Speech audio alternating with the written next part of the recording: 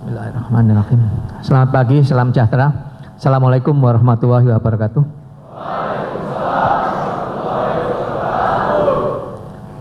Kita bersyukur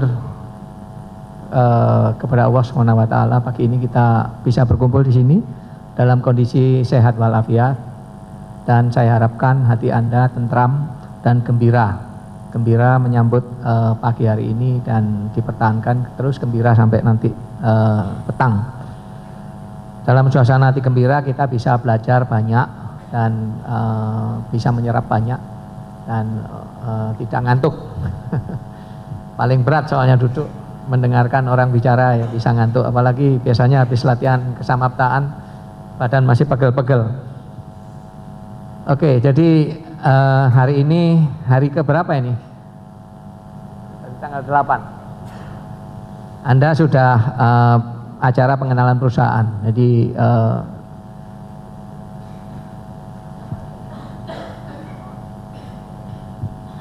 saya ingin tahu Anda. Jadi tadi saya lihat ada yang S1, kemudian ada yang D3, terus jurusannya ada pembangkitan, ada distribusi dan niaga ya. Jadi 2 jurusan aja.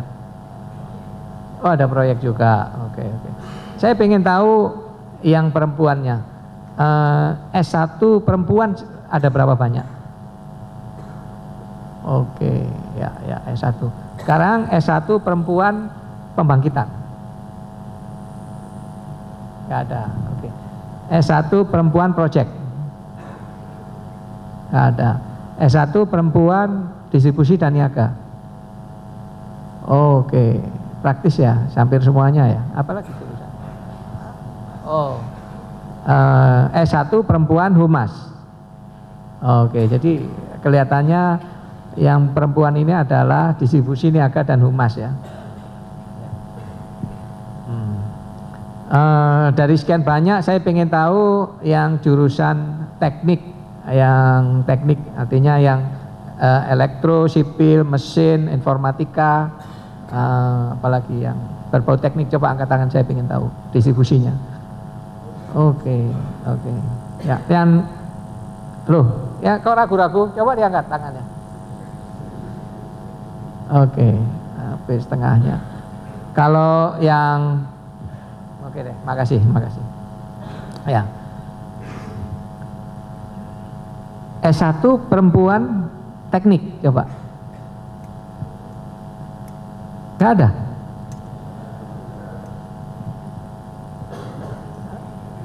Semua yang perempuan ini D3 semua. Coba S1 perempuan teknik, nggak ada. Kalau D3 perempuan teknik, oh cuman dikit. Jadi sebagian besar niaga ini dari non teknik. Oke, no problem. Saya hanya ingin tahu aja. Ya, kenapa saya tanya mengenai mengistimewakan perempuan, karena memang saya memberi perhatian khusus kepada pegawai yang perempuan gitu. Ingin tahu karena kita ingin agar tidak ada perbedaan antara laki-laki dan perempuan di karyawan PLN ini. Ya, terutama dalam bidang-bidang pekerjaan sebenarnya. Jadi nggak ada salahnya sebenarnya perempuan bekerja di pembangkitan itu juga nggak apa-apa, bekerja di lapangan juga nggak apa-apa, bekerja shift juga nggak apa-apa. Kita kalah dengan di Malaysia ya. Malaysia itu udah lama menerapkan perempuan shift. Shift itu, kerja shift itu artinya dari jam 8 pagi sampai jam 3 sore, lalu dilanjutkan jam sore sampai jam 9, shift kedua, shift ketiga dari jam 9 malam sampai jam 7 pagi. Itu bekerja shift. Biasanya memang kebanyakan laki-laki yang kerja shift. Tapi kalau di TNP Malaysia sudah ada perempuan sejak 10 tahun yang lalu. Di PLN masih langka, walaupun ada, masih langka sekali. Oke, jadi saya ucapkan selamat datang bergabung dengan PLN ya, perusahaan umum listrik negara. Ini adalah perusahaan penyedia listrik untuk seluruh Nusantara, untuk seluruh Indonesia. Ini perusahaan yang sangat besar sekali dalam banyak hal. Pegawainya paling banyak sekali, dan dari Sabang sampai Merauke kantor PLN ada. Mulai di ibu kota provinsi pasti ada, di ibu kota kabupaten pasti ada ya.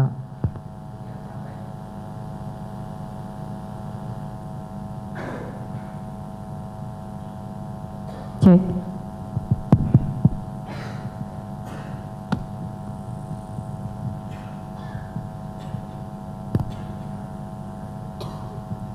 Di minimal ibu kota kabupaten ada.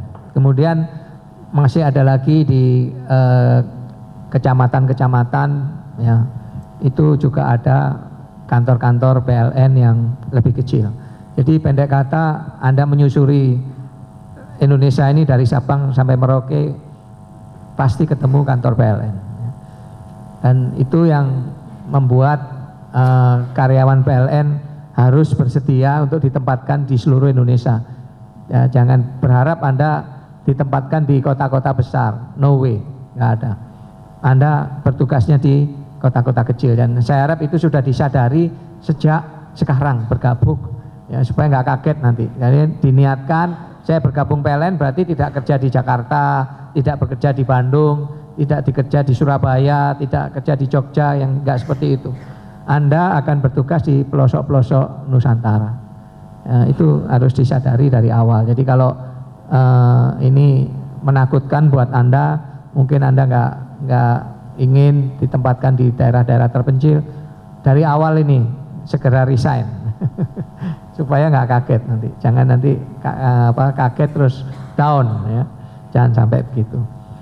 Jadi Anda akan ditempatkan di seluruh Indonesia, dan ini memang seringkali menjadi hal yang berat buat terutama yang perempuan.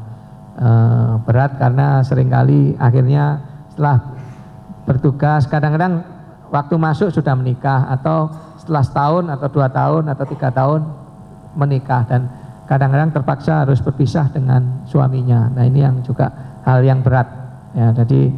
Jadi harus juga disadari hal ini dari awal, supaya siap.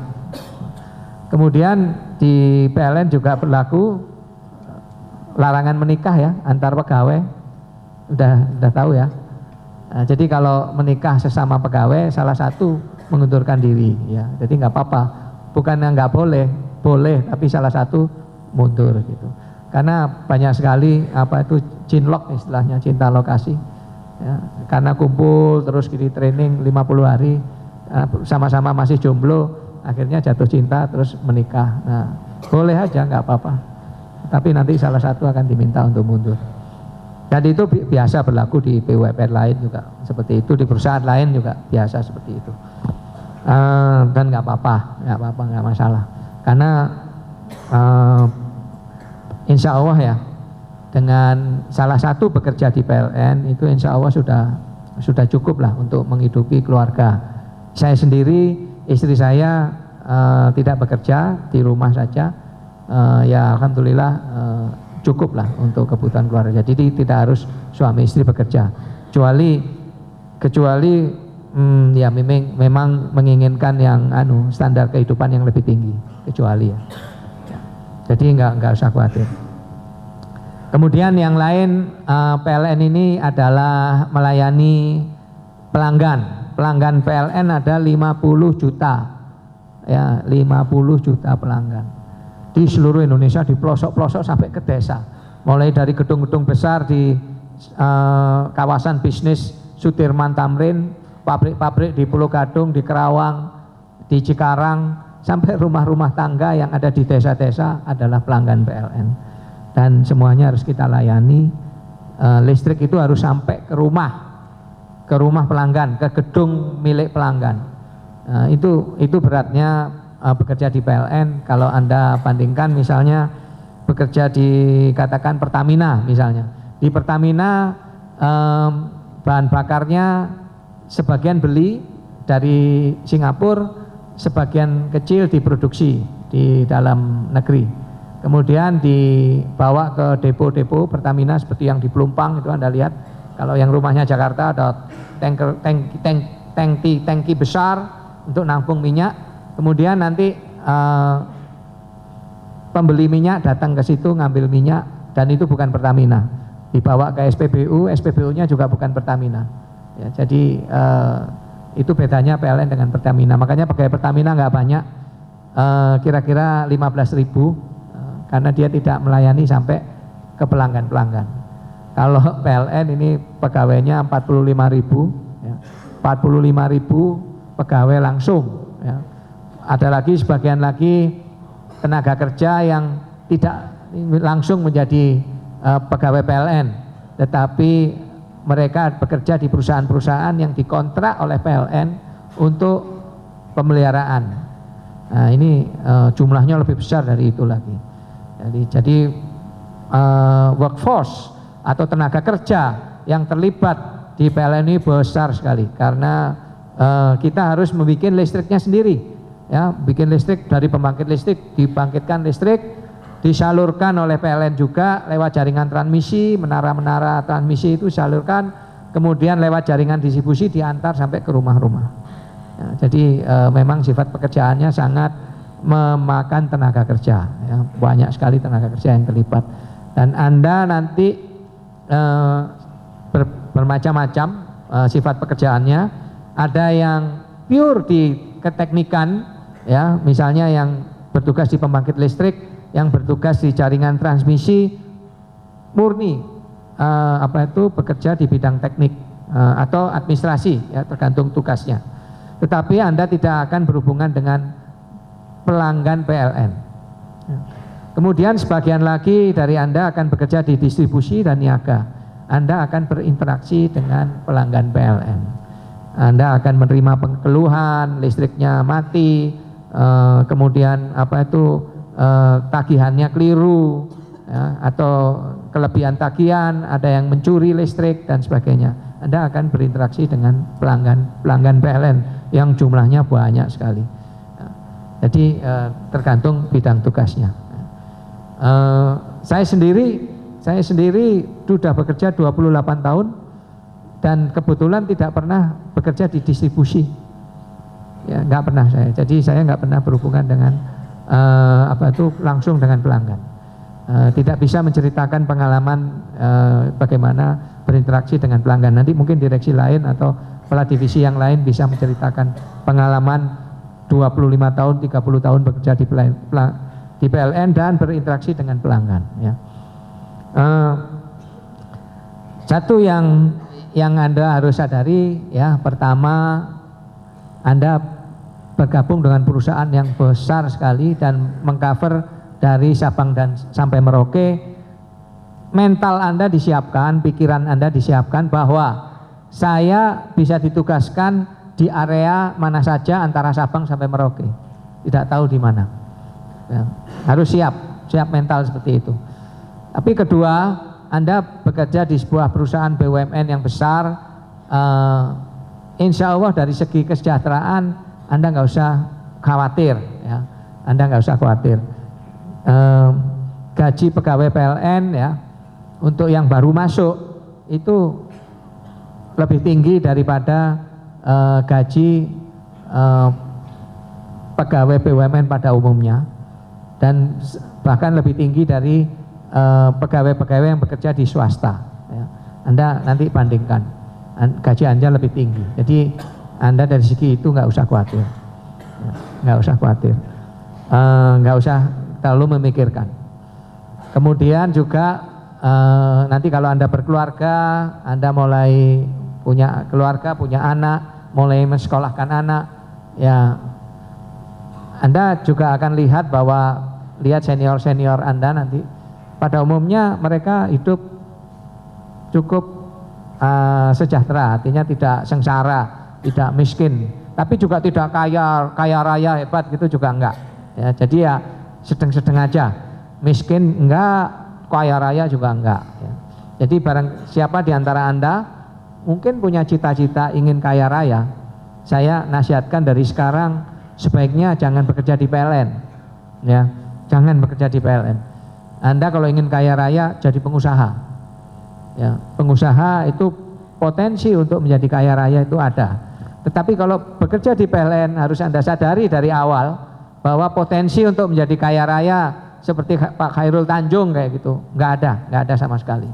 ya, nggak ada sama sekali. Jadi Anda akan menjalani hidup yang biasa-biasa saja nanti sampai pensiun dari PLN, ya biasa-biasa aja.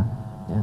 Kecuali nanti di tengah-tengah Anda berpikiran lain, misalnya setelah 10 tahun bekerja di PLN, terus Anda punya pikiran, saya mau keluar aja jadi entrepreneur.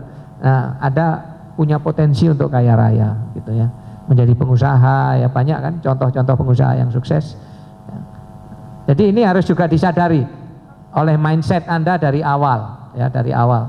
Saya bekerja di PLN untuk hidup profesional sebagai orang yang punya keahlian. Nantinya Anda akan diajari banyak hal di PLN sehingga Anda punya keahlian. Tapi secara kesejahteraan Anda akan ya biasa-biasa aja, miskin enggak, kaya raya enggak. Tapi kalau punya sepeda motor pasti punya lah, sepeda motor bisa beli itu nanti baru setahun kerja juga udah pada punya biasanya. Kalau mobil ya mungkin 5 tahun kerja mungkin udah punya mobil. Rumah, saya lihat semua pegawai PLN semua punya rumah, ya. Punya rumah. Kalau punya suami atau istri lah itu usaha Anda sendiri. Banyak yang sudah punya mobil, punya rumah, tapi nggak punya istri atau nggak punya suami, ada juga gitu, ada juga gitu ya. Jadi rumah saya lihat nggak ada yang nggak punya rumah, semua bisa beli rumah, langsung rumah bisa.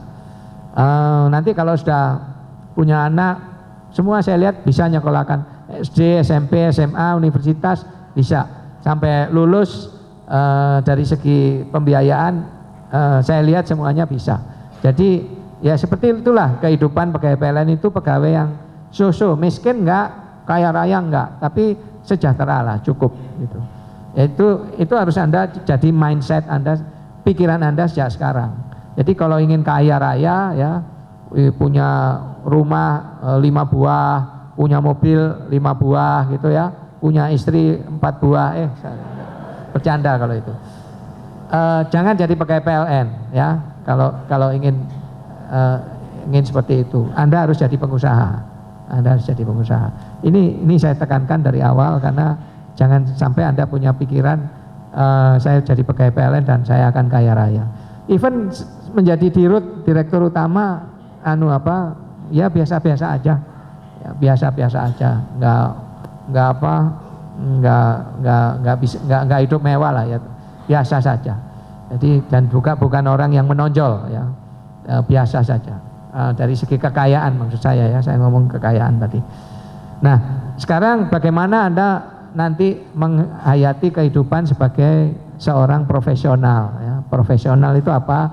Orang profesional itu adalah orang yang punya keahlian dan dia bekerja di sebuah perusahaan, itu namanya profesional ya. Kalau Anda punya perusahaan, nah itu namanya pemilik perusahaan. Pemilik perusahaan itu biasanya mempekerjakan tenaga profesional ya. Nah Anda karena Anda adalah bukan pemilik perusahaan, Anda bekerja, maka Anda disebut tenaga profesional. Ada lagi juga disebut tenaga buruh ya, tenaga buruh. Kalau buruh itu biasanya relatif skillnya relatif rendah ya, relatif rendah, itu disebut buruh. Anda berada di tengah ya, bukan pemilik perusahaan tetapi juga bukan buruh, Anda di tengah, tenaga profesional ya.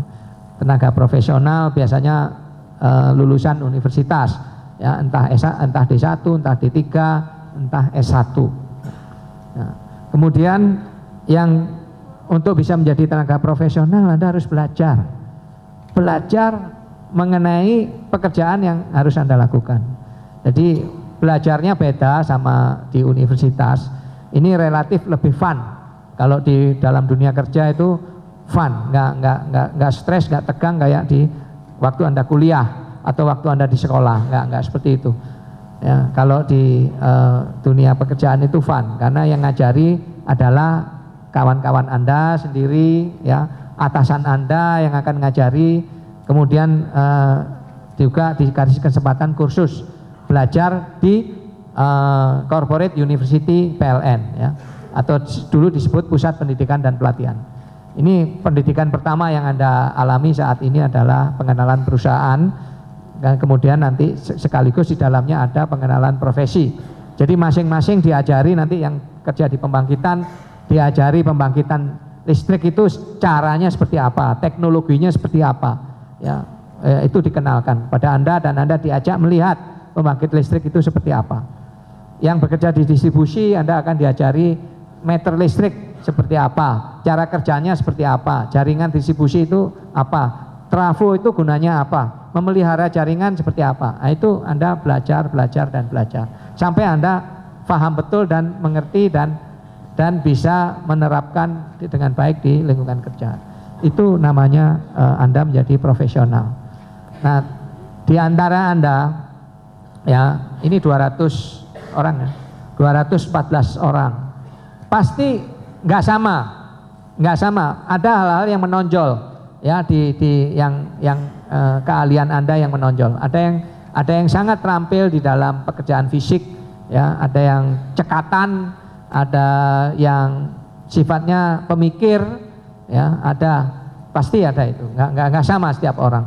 Ada yang kalau disuruh merencanakan dia terampil sekali, ya, merencanakan pekerjaan, menjadwalkan pekerjaan, mengatur peralatan yang dibutuhkan, mengatur biaya yang dibutuhkan, ada yang terampil nanti situ. Ada juga di antara Anda nanti akan sangat terampil sekali di dalam pekerjaan fisiknya, ya, gimana ngangkat trafo ke atas, nggak grogi, pede, dan selalu mulus, nggak pernah ngalami gangguan, ya. Ada di antara Anda ada seperti itu. Nah, saya tetap mengencourage Anda untuk terus menambah ilmunya, ya. Terutama saya ingin Anda belajar bahasa Inggris, ditekuni betul bahasa Inggris, ya. Usahakan bisa bicara bahasa Inggris, ya. Kalau belum bisa dilatih. Saya sendiri waktu masuk PLN juga nggak bisa ngomong bahasa Inggris, plegak-plegok, ya, plegak-plegok bahasa Jawanya, nggak gagap. Tetapi saya memaksakan diri untuk bisa bahasa Inggris, dan akhirnya bisa. Kalau ada tamu asing, entah dari Jepang, entah dari Taiwan, entah dari Amerika, entah dari Inggris, Anda akan dapat kesempatan interaksi sama mereka, ajak mereka ngomong, ya. Jangan takut, jangan malu, ajak sampai Anda bisa. Kalau yang nggak bisa bicara, minimal membaca harus paham. Banyak buku manual ditulis dalam bahasa Inggris, jangan sampai Anda nggak bisa baca dan paham bahasanya. Itu lebih mudah kan, belajar membaca dan mengerti, memahami apa yang dibaca itu lebih mudah. Jadi harusnya Anda bisa belajar sendiri di rumah, ya, dengan buku-buku dan sebagainya, di push Anda sendiri untuk belajar mengenai itu. Kemudian mungkin di antara Anda masih punya keinginan untuk belajar lagi, ya, belajar lagi. Mungkin itu. Saya sendiri dulu waktu masuk PLN, saya punya keinginan, saya itu pengen sekolah S2 di luar negeri waktu itu. Baru masuk itu, baru sehari 2 hari, saya punya pikiran, saya lihat kok atasan-atasan saya banyak yang lulusan luar negeri. Nah, terus saya pengen sekolah gitu. Tapi saya nggak tahu jalannya gimana, nggak tahu. Bagaimana caranya kok bisa sekolah di luar negeri? Saya nggak tahu, saya hanya pasang niat aja. Pasang niat, saya pengen sekolah di luar negeri, dapat master di luar negeri. Jalannya seperti apa saya tidak tahu. Tetapi karena saya pasang niat, maka saya belajar bahasa Inggris belajar sendiri, maksudnya otodidak. Belajar sendiri supaya nanti kalau kesempatan itu datang, saya sudah siap gitu. Jadi itu yang dulu niat saya pasang. Ternyata 8 tahun saya bekerja di PLN, dipanggil oleh atasan, ditawari, begitu saja tiba-tiba atasan saya bilang, Nur, kamu berminat nggak sekolah di luar negeri? Oh, saya berminat Pak, gitu. Oke, ini ada kesempatan nih, kamu daftar gitu. Jadi tanpa bu, ya, nggak tahu, nggak pernah ada omongan apa-apa, tiba-tiba aja atasan saya ngasih kesempatan. Langsung saya isi formulirnya, kemudian saya tes bahasa Inggris karena saya dari awal sudah pasang niat itu dan saya berhasil. Kemudian bisa sekolah, saya sekolah di Australia tahun 94 ya. Jadi tahun ke-9 saya bekerja, saya masuk tahun 85. 94 saya berangkat ke Australia, 95 akhir saya 2 tahun di Australia selesai. Tahun ke-10 saya punya gelar master. Tapi tidak semua orang PLN harus sekolah master ya, enggak harus ya. Enggak harus. Tidak sekolah master pun tidak apa-apa. Karena ada juga kawan saya yang pada saat itu dikasih kesempatan yang sama, dia bilang, aku udah nggak sanggup sekolah lagi, dia bilang gitu. Saya dulu lulus S1 aja susah, dia bilang gitu. Suruh S2 lagi, nggak sanggup aku. Ya, nggak apa-apa juga gitu. Jadi memang tidak harus sekolah S2 itu tidak harus.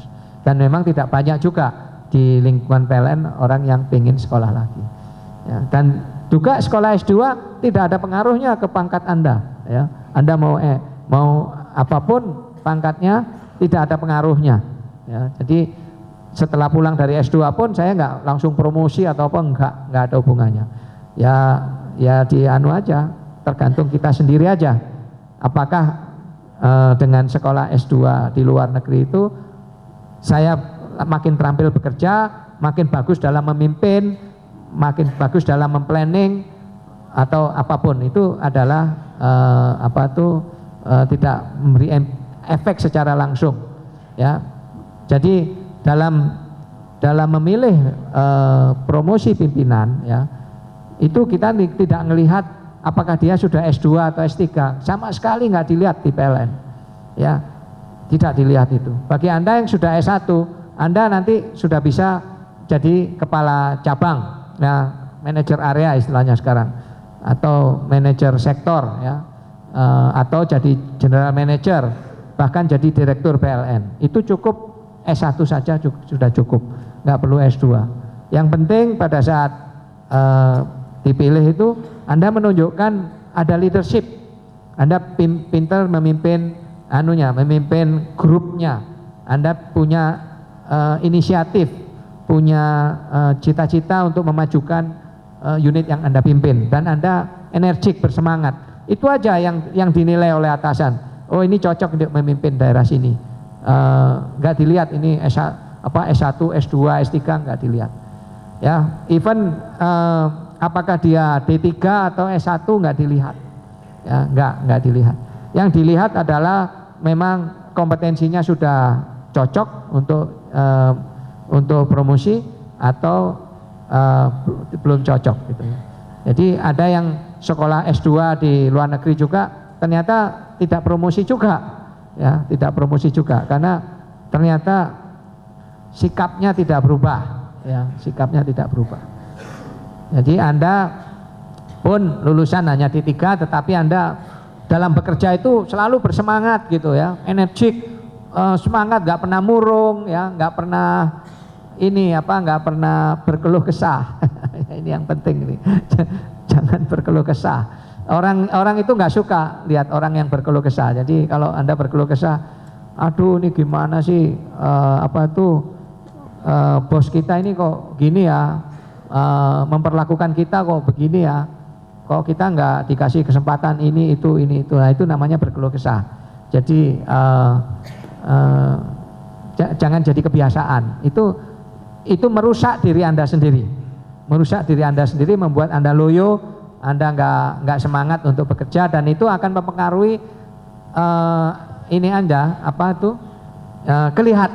akan kelihatan dalam Anda sehari-hari bekerja ya, karena banyak berkeluh kesah ya.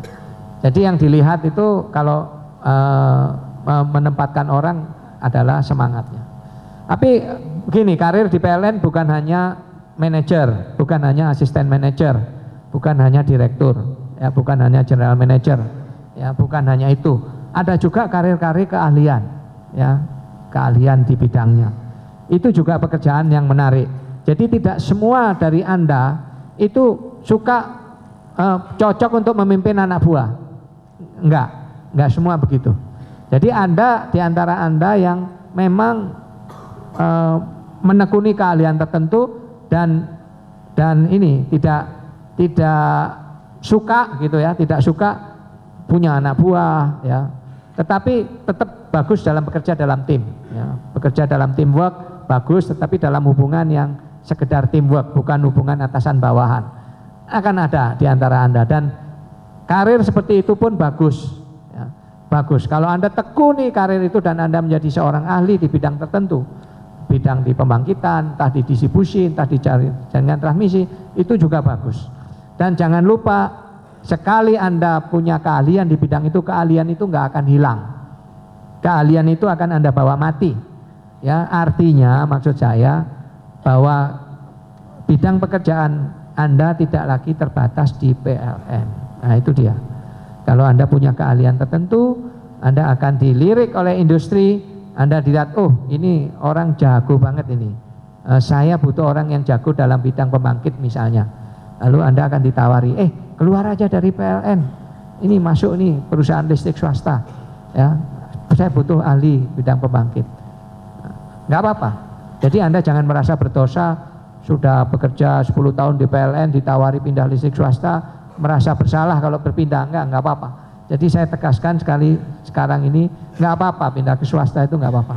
Malah buat PLN merasa bangga, alumninya diterima di banyak tempat kerja lain. Ya. Seperti contohnya Citibank. Ya. Orang itu lulus S1 banyak yang masuk Citibank. Nanti setelah 5 tahun pada keluar, ada yang 10 tahun keluar, ada yang 15 tahun keluar. Jadi seperti itu di Citibank. Terus masuk ke bank-bank yang lain, ya, masuk di bank lain atau masuk di bidang pekerjaan yang nggak ada hubungannya dengan bank. Tapi karena dia dididik di Citibank, dia punya cara kerja, metode kerja, mindset yang bagus, ya, yang bagus sehingga dia ditempatkan di pekerjaan apapun dia cekatan.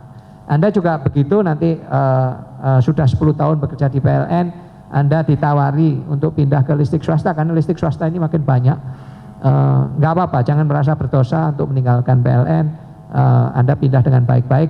Kita malah senang karena di lingkungan, kalau kita berhubungan dengan listrik swasta itu, di sana ada alumni PLN, ya, paling nggak silaturahminya lebih mudah.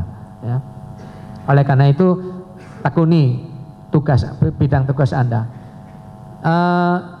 Ada juga yang mungkin sampai 30 tahun tetap bekerja di PLN, ya.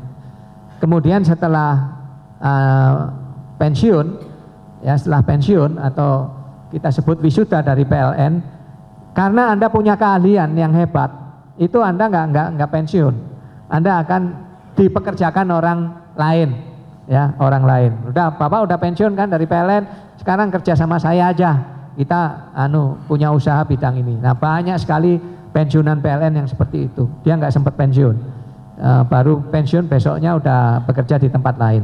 Sampai dia nggak kuat kerja aja, udah capek, aku pengen di rumah aja, ya, ngomong cucu gitu, ya udah, itu pilihan dia.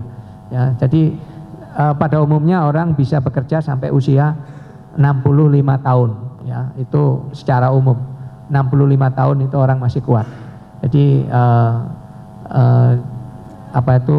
milikilah pikiran-pikiran yang baik seperti itu. Jadi tidak harus bekerja di PLN itu harus jadi manajer, harus jadi general manager, harus jadi direktur, nggak harus.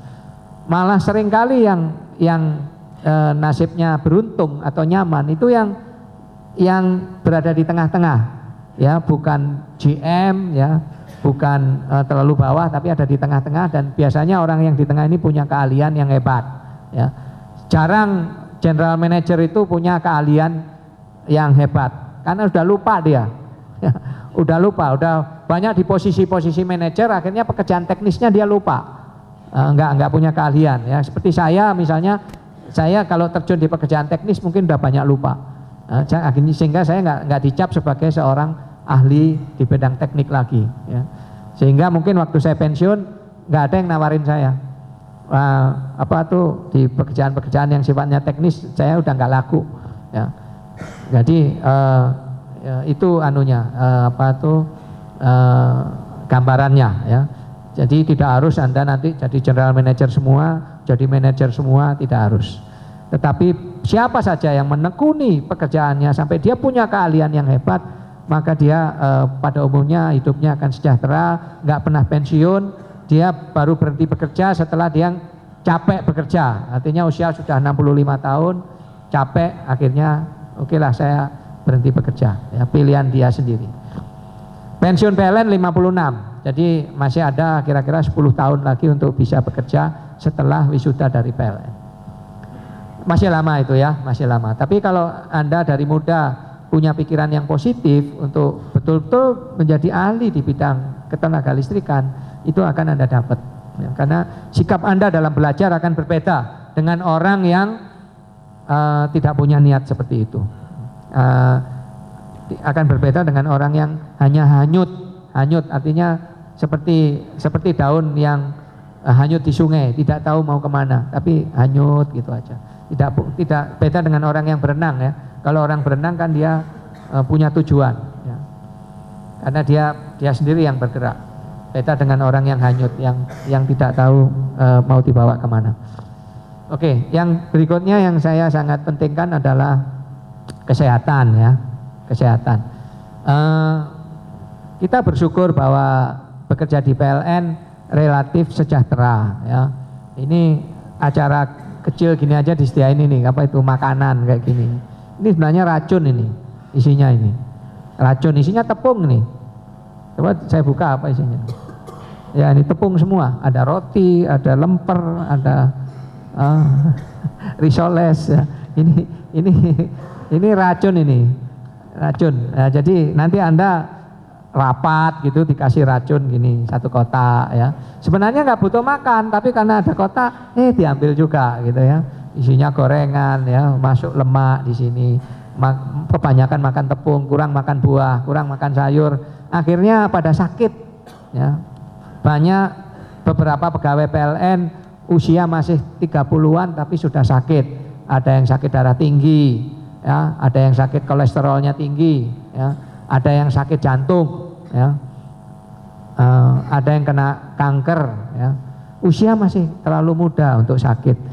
Nah ini juga saya harus ingatkan bahwa jangan banyak-banyak makan racun ya, makan racun seperti ini. Nanti coba acara-acara di Pusdiklat, nanti di mana, Pandaan ya, di Pandaan nanti suguhi kepiting jak gundul, waduh enak banget itu. Ya tapi masih muda nggak apa-apa lah, mumpung masih muda makan aja itu kepiting jak gundul banyak-banyak ya. Tapi nanti kalau sudah usia 40 ya jangan makan jak gundul lagi gitu, dilihat aja, mengingat-ingat, oh aku dulu pernah makan 5 biji gitu. Jangan makan lagi ya. Jadi dari awal saya ingatkan untuk jaga kesehatan. Barang siapa yang ditempatkan nanti di luar Jawa, di kota-kota kecil ya, ataupun di Jawa tetapi di kota-kota kecil, Anda harus bersyukur Anda punya kesempatan untuk olahraga banyak-banyak. Pagi-pagi sebelum ke kantor bisa lari dulu, jogging dulu, kemudian ke kantor ya. Saya sendiri pagi ini baru aja saya olahraga, tadi 5:30 sampai jam 7 saya olahraga dulu 1,5 jam, mandi keringat seger, habis itu langsung ke sini. Jadi ambil kesempatan itu untuk berolahraga. Pada umumnya saya sarankan sejak muda begini dibiasakan, supaya nanti pada saat usia 40 tahun, pada saat Anda membutuhkan olahraga itu, hal itu sudah menjadi kebiasaan ya. Sudah menjadi kebiasaan. Yang saya maksud dengan olahraga adalah olahraga aerobik. Apa itu olahraga aerobik? Lari ya, jalan kaki, jalan cepat, berenang, apalagi senam ya. Jadi olahraga yang menghabiskan oksigen, Anda menghirup oksigen banyak-banyak dan Anda menggerak-gerakkan otot-otot utama Anda sampai Anda berkeringat, itu namanya olahraga aerobik ya. Saya tidak mengatakan olahraga game, permainan. Olahraga permainan itu badminton, tenis, golf, apalagi ya, sejenis itu, voli, sepak bola, itu olahraga permainan. Enggak, maksud saya bukan olahraga permainan yang harus Anda lakukan, tetapi olahraga aerobik. Olahraga permainan silahkan ya, main badminton, main pingpong, main bola voli, main bola sepak, main sepak takraw, main futsal, silahkan. Tapi itu sifatnya adalah permainan, jadi untuk pergaulan, untuk santai, untuk rileks, untuk bergembira, ya, tetapi tidak untuk kebugaran. Nah, bukan untuk kebugaran. Kalau Anda olahraganya hanya nanti olahraganya apa? Badminton Pak, hari apa? Hari Sabtu. Jadi Anda tiap Sabtu badminton. Terus Anda merasa sudah cukup olahraganya. Nah, itu yang salah ya. Itu salah. Jangan merasa cukup olahraga hanya badminton seminggu sekali. Atau sepak bola tiap hari Sabtu sore gitu ya. Anda sudah merasa wah olahraga saya cukup. Padahal itu tidak cukup ya. Tidak cukup. Olahraga permainan itu hanya bagus untuk pergaulan, untuk berteman, untuk rileks, untuk santai, untuk bergembira, tetapi bukan untuk kebugaran tubuh ya. Jadi biasakan kebugaran tubuh. Di beberapa kantor PLN disediakan itu treadmill ya, atau apa itu namanya, alat-alat apa itu namanya, indoor ini fitness ya. Silakan kalau ada, tapi kalau enggak manfaatkan aja halaman kantor itu, lari aja puterin halaman kantor. Saya lebih suka lari atau jalan cepat daripada olahraga fitness. Saya nggak suka alat-alat itu. Tapi yang penting kebugaran. Jadi kalau Anda sehat itu nggak gampang ini. Kalau Anda bugar nggak gampang batuk-batuk. Pilek, batuk itu tandanya Anda itu nggak bugar. Ya, kalau Anda bugar nggak bisa batuk, nggak bisa pilek, betul itu, betul. Jadi kalau Anda latihan olahraga teratur, aerobik ya, teratur seminggu 3 kali, itu nggak akan meler gitu, nggak ada. Dan impactnya kepada suasana kerja Anda jadi gembira, jadi nggak murung. Dan teman-teman Anda ngelihat Anda jadi seneng gitu. Waduh, ini kawan ini kalau aku lihat selalu senyum dia, nggak pernah murung, nggak pernah berkeluh kesah, karena dia ini terus sehat terus ya. Itu penting, hal-hal kecil tetapi seringkali diabaikan. Beberapa karyawan PLN soalnya fail dalam hal ini ya, karena itu tadi nanti kira-kira mungkin 3 tahun atau 5 tahun bekerja, nanti mulai sering ini tugas keluar kota ya. Tugas keluar kota. Nah ini juga makin banyak racun masuk itu ya. Tugas keluar kota, makan mulai banyak, makanya kambing guling makan segala macam daging dimakan, makin badannya, perutnya makin buncit-buncit. Coba lihat aja setelah 5 tahun nanti perutnya pada gede ya, karena kebanyakan ini konsumsi ya. Konsumsi di PLN itu enak-enak, nanti lihat aja. Itu nasihat saya ya, supaya Anda memperhatikan juga hal-hal seperti itu ya, bukan hanya mikirkan yang mengenai training ya, mengenai karir dan sebagainya, tapi pikirkan itu. Oke, masuk lagi ke PLN ya, masuk lagi ke PLN. Gini, di PLN ada penjenjangan tugas lah ya, tugas. Ada posisi manajer, ada posisi deputy manager atau asisten manager, ada supervisor ya, ada junior engineer, ada engineer ya, macam-macam sebutan jabatan. Itu adalah posisi-posisi yang disiapkan dan bidang-bidang tugas tertentu yang harus dikerjakan oleh pegawai ya. Dan nanti jangan Anda punya pikiran bahwa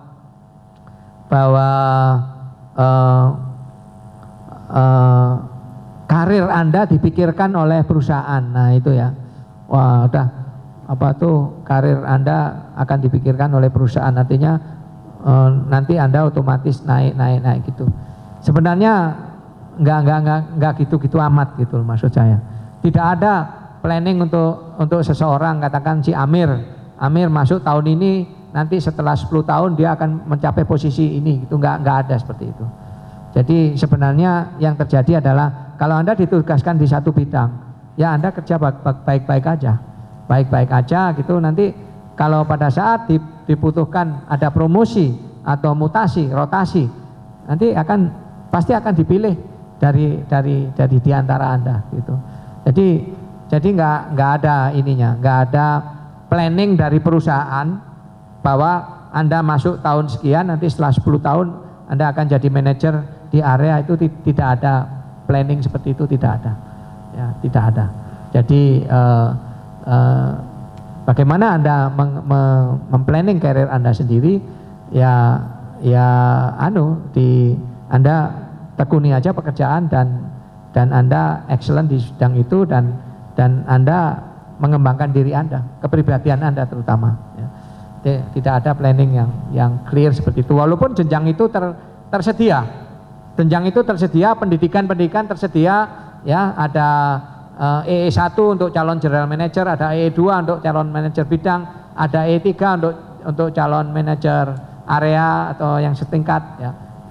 Itu disediakan tempatnya, tetapi bagi seseorang, Anda misalnya, apakah Anda tahun keberapa Anda masuk E3 atau E2?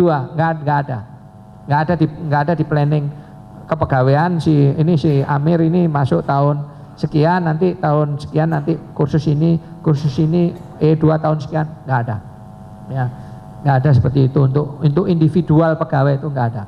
Tetapi tempatnya disediakan, ya tempatnya disediakan dan ada tata cara untuk bisa masuk ke tempat-tempat pendidikan seperti itu. Ya, ada tata caranya.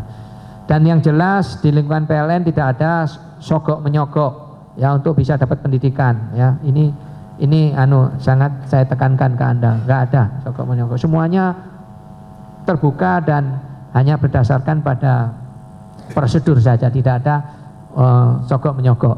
Mungkin di instansi lain kalau Anda pernah dengar untuk masuk pendidikan harus nyuap, harus bayar, harus itu. Di PLN nggak ada, ya, nggak ada sama sekali. Juga keputusan-keputusan untuk pengangkatan Anda, rotasi, mutasi itu nggak ada yang bayar, ya nggak ada. Jadi jangan sampai Anda ditipu nanti. Ada yang masih ketipu, ya ada masih ketipu. Jadi disangka kalau nggak bayar nanti nggak bisa dapat SK atau dia bayar gitu. Ya yang dibayar seneng aja, ya, dia memang nipu. Ya. SK-nya udah keluar, coba dia bisa ngada, SK-mu keluar nih, cuma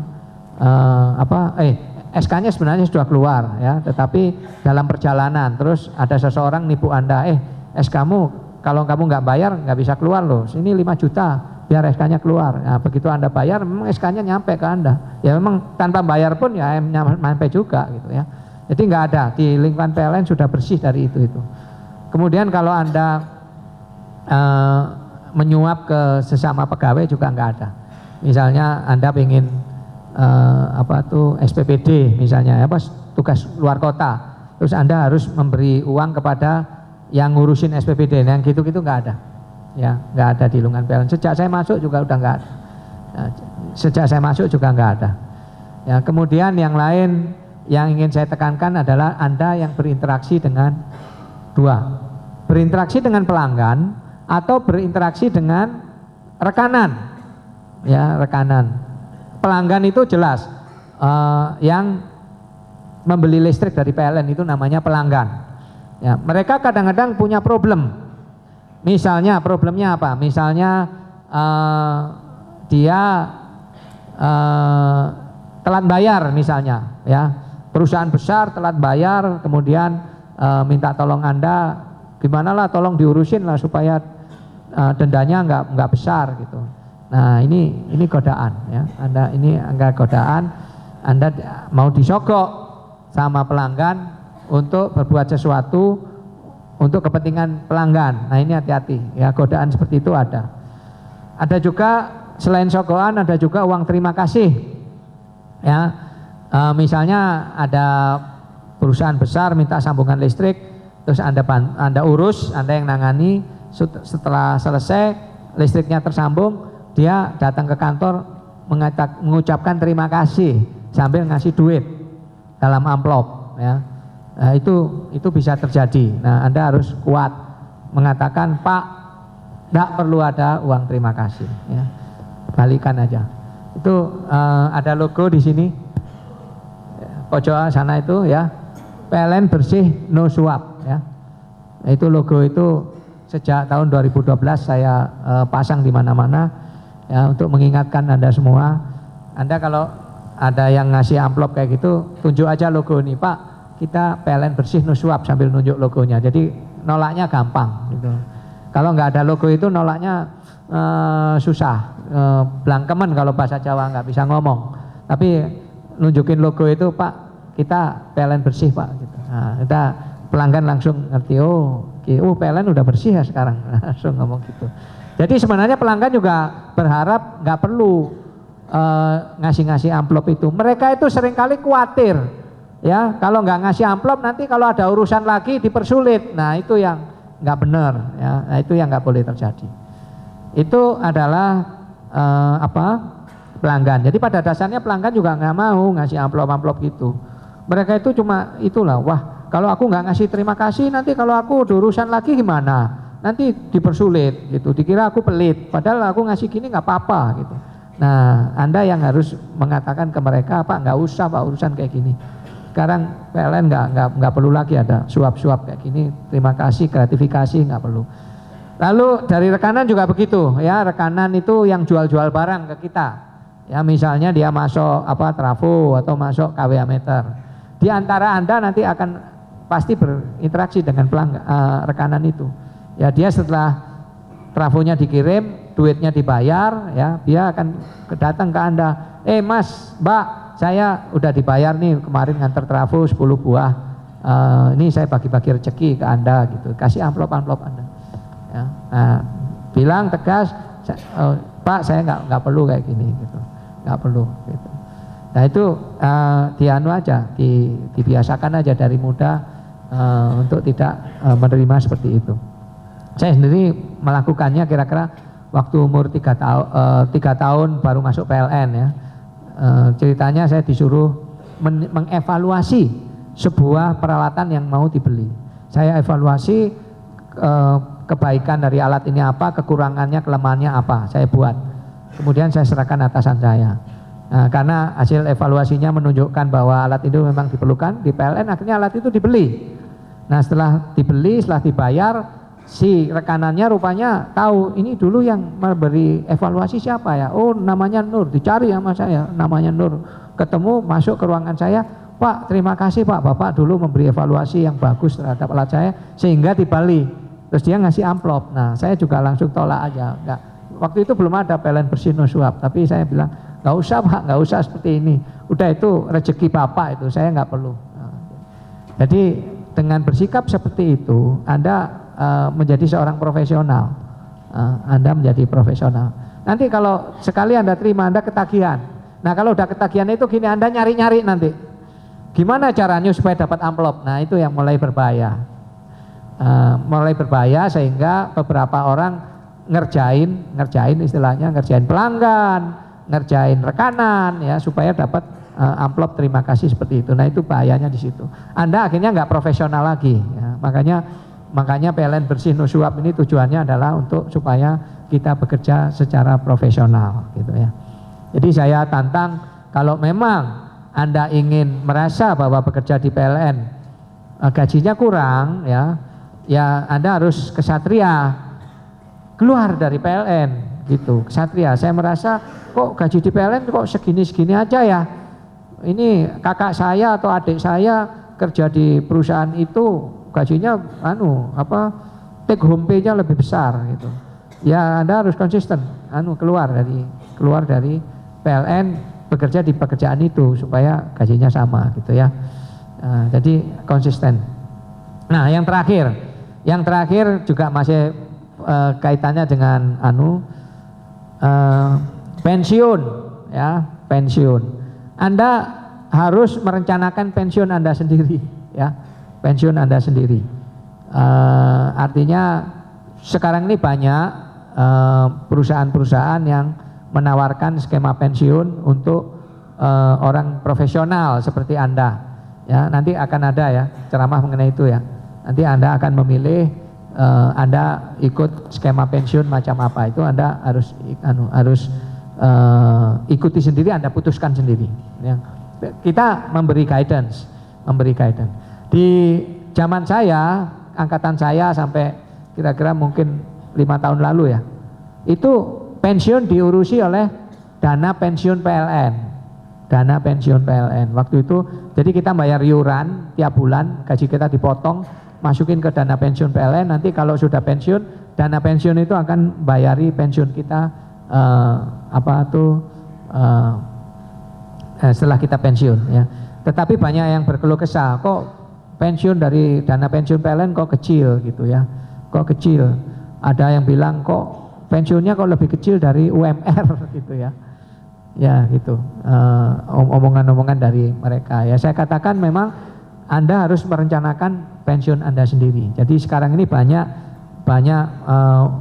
perusahaan-perusahaan yang bisa membantu menyelenggarakan dana pensiun untuk Anda ya. Nah, perusahaan akan memfasilitasi ya, memfasilitasi.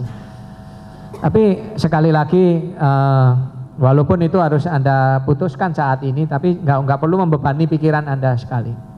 Nggak perlu terlalu membebani, karena insya Allah ini ekonomi Indonesia kan selalu tumbuh ya, selalu tumbuh. Jadi hari ini lebih bagus dari 5 tahun lalu, 10 tahun lalu lebih bagus ya. Anda lihat aja di jalan lebih banyak motor ya kan, lebih banyak mobil, artinya kehidupan kan makin makmur ya. Jadi Anda tidak usah pesimis ngadepin kehidupan, jalanin aja hidup itu dengan gembira ya. Tapi jangan sampai Anda nggak merencanakan pensiun Anda. Jadi kalau ada ceramah mengenai pensiun ya datang, kemudian Anda daftar ya, jangan sampai lupa. Nanti setelah kerja 15 tahun, loh aku belum punya pensiun ya, belum nyiapin pensiun ya, jangan sampai. Mulai dari sekarang Anda siapkan pensiun itu. Ya iurannya kecil, karena Anda masih bekerja mungkin masih 30 tahun lagi. Jadi banyak hal yang bisa disiapkan. Dan juga dalam 30 tahun banyak hal yang bisa Anda lakukan ya. Mungkin setelah kerja 15 tahun Anda udah punya bikin kontrakan gitu ya. Bisa bikin kontrakan 5 pintu, udah lumayan. Tiap bulan dapat 250.000 per pintu, kali 5 1,25, lumayan tambahan pendapatan ya kan. Anda mulai bisa nabung, nanti bisa investasi di reksadana misalnya ya, atau banyaklah yang bisa dilakukan, nggak usah khawatir. Yang penting Anda bekerja aja dengan tekun, dengan gembira ya, jangan berkeluh kesah, jangan jangan nyala-nyalain gitu loh. Wah ini aku nih karirku nggak maju-maju nih gara-gara bos gue nih. Wah bos begini, bos begitu, bos gitu. Jadi nyalahin orang lain. Padahal seringkali ya saya amati orang yang seperti itu, persoalannya itu di dia sendiri. Dia kalau dikasih tugas nggak selesai ya, dia dikasih tugas nggak selesai. Ada kawan saya satu angkatan dulu ya, saya amati kok karirnya kok macet gitu. Saya kan kasihan karena teman. Saya lapor ke bos, bos itu kawan saya itu, kenapa dia kok nggak maju gitu, kok susah. Terus bos saya bilang gini Nur, gini, aku itu sudah nyoba ngasih tugas dia, apa yang cocok untuk dia. Kasih tugas A nggak selesai, kasih tugas B nggak jadi, kasih tugas C nggak ada hasilnya. Jadi dia bingung. Akhirnya dikasih tugas apa ya kira-kira yang dia bisa. Ketemu akhirnya ya dikasih tugas tertentu yang kalau ini cocok gitu. Tapi dikasih tugas yang lebih berat nggak sanggup dia. Jadi akhirnya dia ya stay aja di tugas itu untuk lama sekali sampai pensiun akhirnya.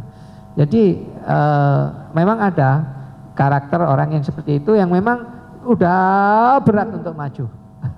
Jadi dikasih tantangan sama bosnya, diharap bisa ada progres gitu, ternyata nggak bisa. Jadi sanggupnya hanya bidang pekerjaan yang ya level rendah aja. Jadi dia nggak bisa maju. Jadi seringkali persoalan itu memang di pegawainya sendiri. Ya, orang sulit istilahnya, sulit sekali. Jadi egoisnya tinggi, egois banget. Ya itu yang, Anda jangan sampai masuk ke golongan pegawai yang seperti itu. Nyalain orang, pokoknya orang lain salah semua, cuman dia aja yang enggak. Nah ini tanda-tanda ada persoalan di dirinya. Ya. Oke, saya tidak banyak cerita tentang PLN ya. Memang nanti saya rasa para kepala divisi udah banyak menceritakan kepada Anda tentang angka-angka ya, banyak. Saya cukup menyentuh dari segi yang yang non teknis dan tidak berkaitan dengan angka-angka yang seperti ini aja ya. Penutup ya, saya berharap Anda punya dreams ya masing-masing ya, punya cita-cita untuk diri Anda sendiri. Jangan takut untuk bercita-cita ya, karena kita tidak pernah menyangka bahwa apa yang kita cita-citakan ternyata menjadi kenyataan ya. Tadi saya memberi contoh diri saya sendiri, kebetulan memang saya masih bersemangat untuk belajar. Begitu masuk PLN saya bertanya ke atasan saya, Pak, kalau di PLN itu apa ada peluang bagi kita untuk sekolah ke luar negeri? Oh, saya bilang ada peluangnya ya, kamu siap-siap aja gitu. Akhirnya ya itu tadi, saya siap-siap ya, menekuni bahasa Inggris sampai kalau nanti tes langsung lulus gitu. Ternyata setelah 8 tahun saya dapat S2 dan di Australia balik. Kemudian saya merasa belum puas, saya merasa kayaknya bidang teknik oke, saya ingin belajar sebentar untuk bidang non teknik gitu ya, non teknik. Punya pikiran itu aja, nggak tahu gimana caranya, tapi saya tetap bekerja, cuma di dalam terbersit di pikiran saya ingin mempelajari hal-hal yang sifatnya non teknis ya, yang mungkin saya perlukan dalam bekerja. Pada suatu hari ya di tahun 2001, setelah saya mungkin 2001 85 berapa tahun tuh, 16 tahun bekerja ya, itu tiba-tiba ada reorganisasi di tempat saya bekerja. Jadi saya waktu itu manajer bidang di bawah general manager, kemudian ada reorganisasi, disusutkan jumlah manajer bidangnya, saya terlempar keluar, nggak ada tempat buat saya. Nah kemudian yang nangani apa tuh SDM nelpon saya, Nur, kamu anu aja ya, kamu sekolah aja dulu ya, setahun, ya bilang gitu. Loh, saya sudah master, saya bilang gitu. Untuk apa saya sekolah lagi? Enggak, ini lain ini, dia bilang. Ini sekolah master yang non teknis, ini sekolah untuk calon direktur, dia bercanda begitu. Bercanda dia. Ini sekolah untuk calon direktur. Oh, gitu ya. Di mana sih tempatnya? Dia tempatkan, dia kasih tahu nih kamu belajar di Singapura sama di Harvard, dia bilang gitu. Waduh, ada di Harvardnya ya? Oke deh, boleh deh. Cuman setahun saya pikir ya. Oke, saya terima, terus saya ngisi formulir, saya dites, diwawancara dalam bahasa Inggris, saya bisa lolos. Akhirnya saya sekolah di Singapura dari Januari sampai bulan Agustus, kemudian September saya ke Harvard University di Amerika, di sana setengah semester ujian, pulang lagi, bulan Desember saya balik ke PLN, jadi cuma setahun. Jadi saya pikir-pikir, loh, aku dulu kan pernah punya pikiran pengen belajar yang non teknis, kok ternyata jalannya ada ya, jalannya ada diberikan. Jadi tanpa saya sengaja, tanpa ngejar, muncul sendiri itu jalan itu ya. Jadi saya harap Anda juga punya cita-cita seperti itu. Misalnya Anda di pembangkitan terus punya cita-cita, aku pengen jadi orang yang ahli dalam bidang nuklir ya. Nggak apa-apa kan, di mana Indonesia nggak ada nuklir, lu mau jadi ahli nuklir ngapain gitu. Tapi kalau memang itu Anda inginkan dan itu dari hati Anda, miliki cita-cita itu, nggak apa-apa. Saya ingin ahli dalam bidang nuklir ya. Mungkin Anda punya pikiran, saya ingin ahli di dalam bidang ini apa,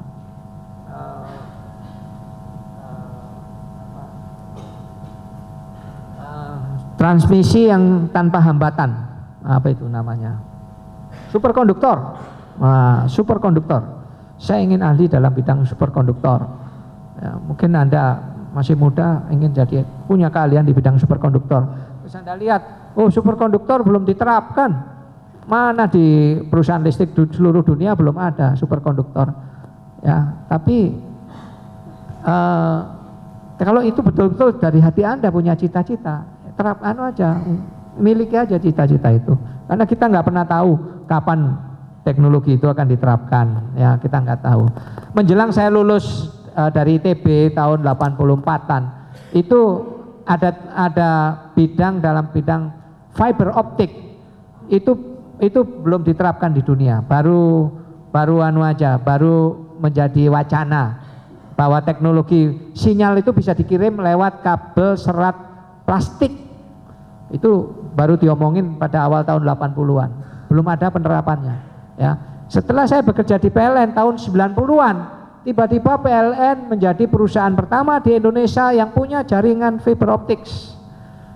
PLN yang pertama, bukan Telkom ya, PLN. Kenapa? Karena dipakai di jaringan transmisi PLN ya, iya, dan kita bisa ngirimkan data yang jumlahnya besar lewat situ, sehingga sekarang PLN punya anak perusahaan namanya Icon Plus ya, itu yang ngelola jaringan fiber optik. Hanya dalam waktu 10 tahun ya, sesuatu teknologi yang sekarang masih jadi omongan tiba-tiba jadi kenyataan dan diterapkan di Indonesia. Kita lompat menjadi pengguna pertama di Indonesia ya. Jadi who knows ya, nggak tahu kita apa yang akan terjadi. Jadi saya harap di antara Anda ya yang memendam cita-cita itu, punyailah cita-cita untuk punya keahlian di bidang tertentu yang mungkin saat ini Anda nggak kebayang bagaimana cara mencapainya. Jadi nggak terbatas di bidang teknik. Siapa tadi yang di bidang humas ya, bidang humas ya, Anda misalnya mungkin Anda terbersit cita-cita saya ingin menjadi interpreter spontan, apa itu, real time. Jadi gini, kalau Anda perhatikan konferensi internasional itu di tiap kursi itu ada handphone. Terus Anda bisa milih mau bahasa Cina, mau bahasa Inggris, mau bahasa Arab, mau bahasa Indonesia, tinggal milih aja di tombolnya. Saluran 1 bahasa Indonesia, saluran 2 bahasa Arab. Si seseorang pidato di depan begini bahasa Indonesia, orang itu nggak ngerti bahasa Indonesia, dia pindah, aku ngertinya bahasa Arab, pindah bahasa Arab, didengerin, diterjemahkan langsung ke bahasa Arab ya. Yang terjemahin duduk di pojokan di ruangan itu. Jadi begitu orang ngomong langsung diterjemahkan. Itu keterampilan yang luar biasa. Dan itu kalau Anda, aku ingin punya, itu dibayar mahal sekali ya. Penerjemah instan itu dibayar mahal sekali. Kemudian mungkin Anda punya cita-cita Anda di Humas PLN misalnya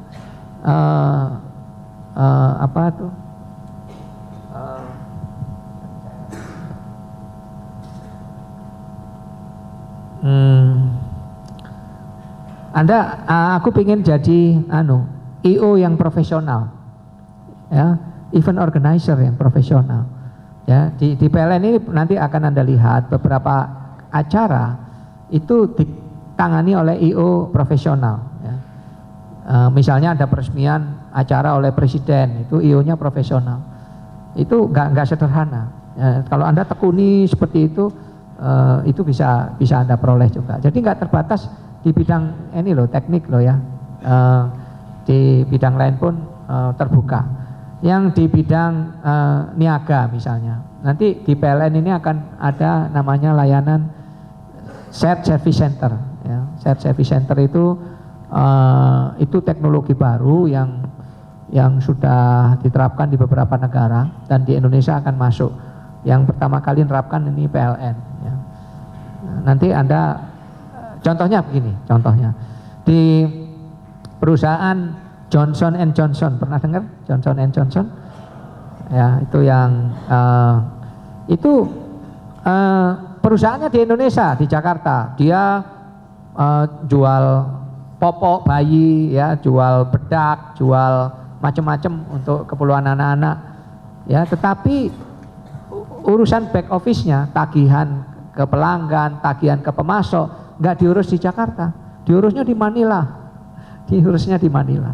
oleh cewek-cewek Manila, Filipina. Jadi semua tagihan-tagihan diurus di sana. Jadi kantornya di sini kecil aja, karena seluruh Johnson & Johnson itu dikelolanya di Manila. Itu namanya shared service center. Jadi yang di Manila itu bukan hanya ngurusin Indonesia, ngurusin Thailand, ngurusin Malaysia, ngurusin semua tagihan-tagihan dikelola secara elektronik ya. Di PLN akan diterapkan seperti itu. Jadi Anda yang di bidang apapun yang berkaitan dengan pelanggan, kalau nanti dapat tugas itu tekunin aja, Anda akan jadi hebat. Dan kalau Anda punya keahlian di bidang itu, Anda akan dicari orang ya, dicari oleh orang. Jadi jangan meremehkan tugas apapun, ya, pekerjaan apapun, betapa sederhananya. Karena kalau itu kita tekuni, Anda jadi punya keahlian tertentu yang buat Anda sendiri sangat berharga nanti di masa depan. Ya, itu aja. Jadi saya ingin membangkitkan dreams di antara Anda, punya cita-cita, ya, punya keinginan untuk maju, bersemangat. Ya. Itu penting sekali untuk karir Anda 30 tahun yang akan datang selama bekerja di PLN. Ya. Jadi sekali lagi selamat bergabung di PLN, semoga betah dan semoga selalu dalam keadaan gembira. Ya. Wabillahi taufik wal hidayah. Assalamualaikum warahmatullahi wabarakatuh.